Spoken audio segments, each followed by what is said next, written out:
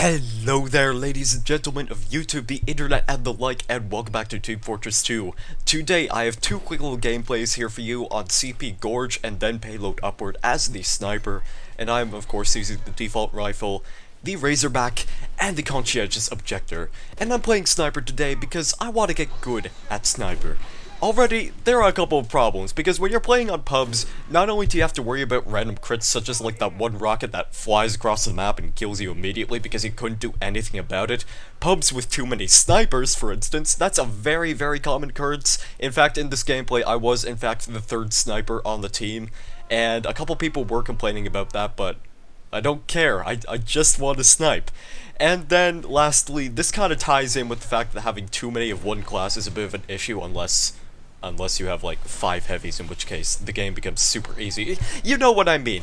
If you don't have sufficient class balance or team support, you're not going to have a very good career whenever you're playing as a sniper. And on the topic of actually playing sniper, there is one thing I did want to discuss, is body shooting.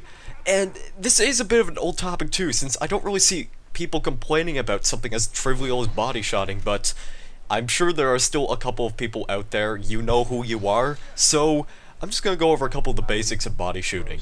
First of all, the fully charged body shots can effectively pick classes with low amounts of health, and this especially includes medics, because medics are the pinnacle of artful dodgers when it comes to sniping. Their twitchy movement is just, it's impossible to track at times, but when it comes to shooting somebody in the center of mass, i.e. the body, it can be a lot easier than you think, depending on the situation of course, but headshotting a medic is a bit of a difficult thing to do. Like, as long as the medic is standing still, sure, that might be the easiest thing you've ever accomplished. Could be as easy as eating an orange, for instance, but apart from that, a good way to practice sniper, first of all, is to practice your body shots. Being able to actually hit things is what's important. There are a couple of exceptions to this. I mean, if you see a heavy that's revving up and he's not even aware of your presence, then you can easily body shoot a heavy like that, because those are the most vulnerable classes to start off with, and in general, they're very good for practicing against.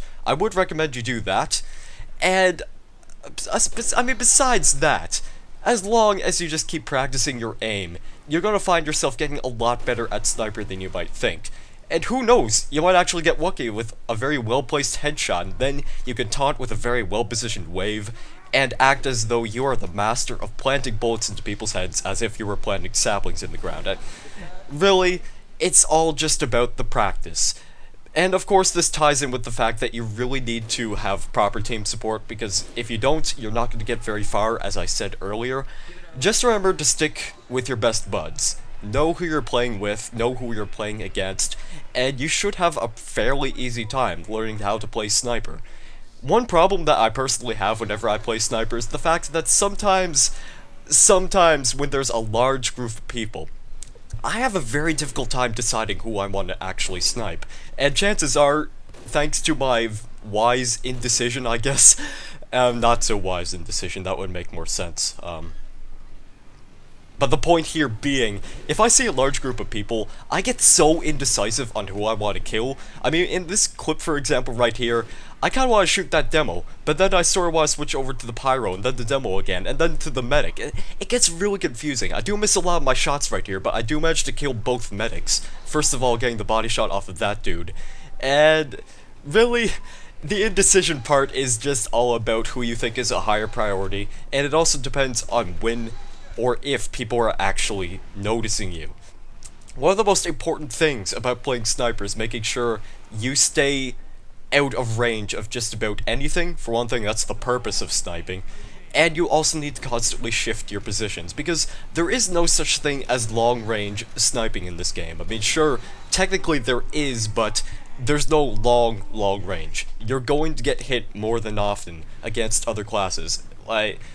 Because of all the just basic junk and obstacles in the way on the maps, then that could be a severe issue when you want to actually land some very long distance headshots. This part of Upward right here, standing on this rooftop, it's not the most advisable location to snipe, because a lot of my view is obstructed by pillars and beams and things like that. So you do want to constantly shift positions, make sure you're as unpredictable as possible, try to stay in different areas whenever you're sniping, and things should work out in your favor, just like how you would practice Sniper. So, that all being said, this is the end of the gameplay portion, and we're going to move on to the next part of the unboxing. Alright, so here we are with the next portion of unboxing. In case you missed the last video, the last thing that we unboxed, the first thing we unboxed, I guess I should say, was the galvanized gibbous, which is quite possibly the best robo hat in the game. If you don't have it yet, I suggest you get it immediately, or you could win it in the end of this giveaway, I suppose. Either way, it doesn't really matter to me. Today, I think we're going to take our chances with the munitions crate. So, you see, there's a lot of killstreak kits you can get out of this. That, or an unusual. I doubt we'll be so lucky as to get an unusual hat, but it's worth a try nonetheless. So here we go, munition series number 83, and let us see what is inside this crate. And it is a specialized killstreak extinguisher kit. Too bad that the extinguisher was nerfed and it's not very good anymore. Anyway, the next unlucky winner will happen to receive a specialized killstreak extinguisher kit. And, you know, if you're a fan of the extinguisher, then I guess it's all good. So, until then, thank you guys very much for watching this gameplay /S. I guess it was kind of 2 gameplays in one. And have a great day or evening, and I guess I will see you in the next video.